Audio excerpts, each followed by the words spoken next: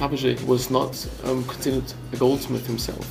He was not doing the things himself.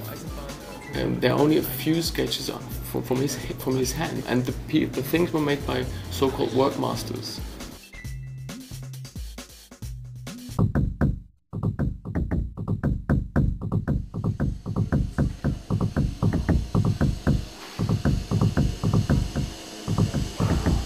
Victor Mohr is the name of my great-grandfather, who founded the company in 1890. And since then we have created jewelry and precious gifts. He was a trained steel engraver and sculptor, and he had a degree in design.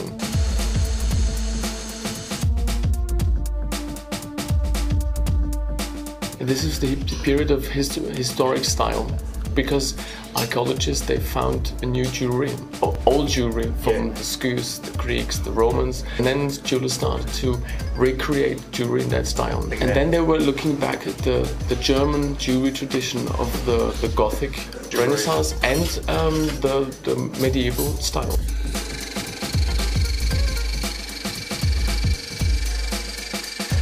He opened a workshop. Yes. And he was the head designer.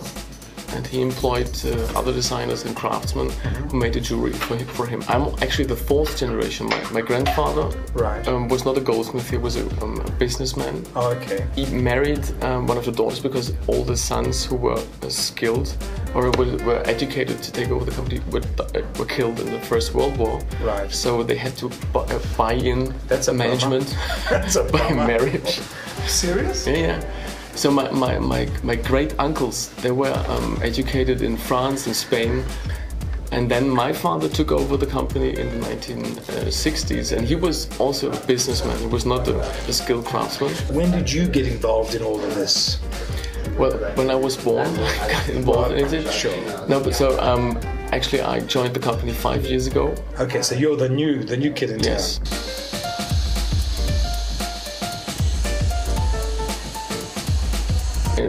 We are not only normal jewelers. Clear. We are a manufactory, as you can say.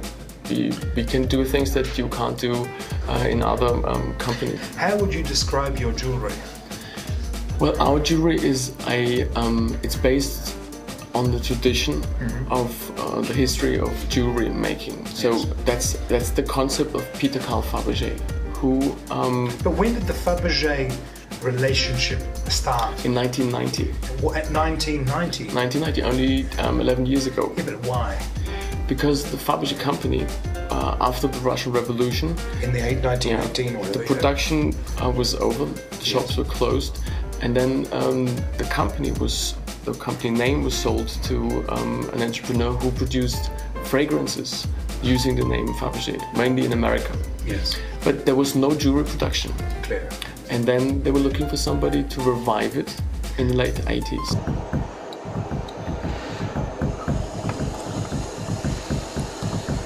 They were looking for somebody who was able to use the old traditional techniques of jewelry making. Yes. Engraving, guilloche, enameling, making objects of art, and having all the tools, the design, the taste, and the distribution worldwide to do that.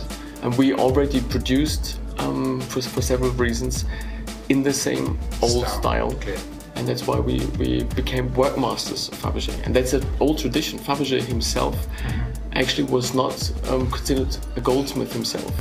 He was not doing the things himself. And there are only a few sketches from his hand. The designs were made by different people, and the things were made by so-called workmasters, who were working more or less independently under his surveillance. These workmasters were head workmasters of a workshop. One was specialized on enameling, one was specialized on silver, another one of jewelry. So there were lots of different specialists. And 2 or 3 workmasters of Faberge are very famous because two of them made the famous imperial Easter eggs for the Tsar. The name is Wikström, the other's name is Perchin. And so what we're doing as Victor Mohr today is basically we continue this tradition of Faberge on one side and the workmaster on the other side. So we are the workmaster for Faberge today.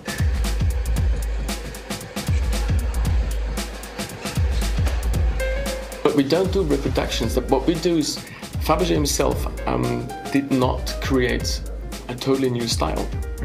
He used the already existing styles, adding his own taste. But he was an innovator in the way he made it and the way he used the old styles. Yes. He started doing copies. I was recently in Dresden, in Germany, and saw some pieces that he copied. You go through this museum. He copied? Yeah, because this was the way young craftsmen worked in the late 19th century. The craftsmen went from museum to museum, studying the old techniques, the old style, making sketches, going to their workshops, making reproductions, and selling them. Yes. But Faberge did something after a while. First he made the copies, then he started to create Baroque pieces, not copies, but they were Baroque, using the Baroque symbols and style, but making new things and making it better than it was ever made before.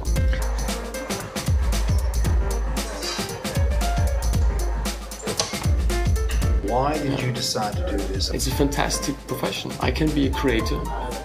So you are a hands-on sort of... Yes, I'm working with my craftsmen. Can you work on the bench yourself?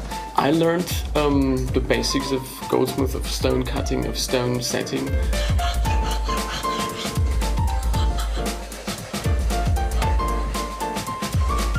Is jewelry art? No, it's not. It's a kind of art. But if you go to a museum today, in the same museum you can find paintings and you can find jewelry. You can find Faberge jewelry in museums all over the world, so it's considered to be art.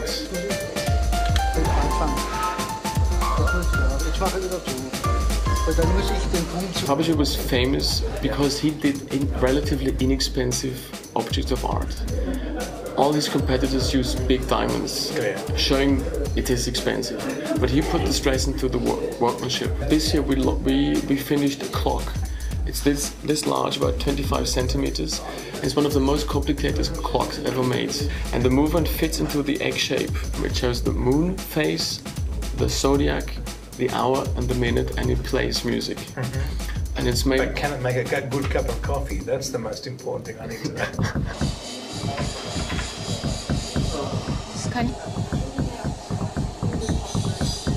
Our success with Faberge, I understand, because having a piece of Faberge, a small Faberge egg pendant, a pair of cufflinks of Faberge, gives you the chance to feel a lifestyle of the Russians, for example, of the late 19th century, where people still had the time to chat and they had the time to look for a gift.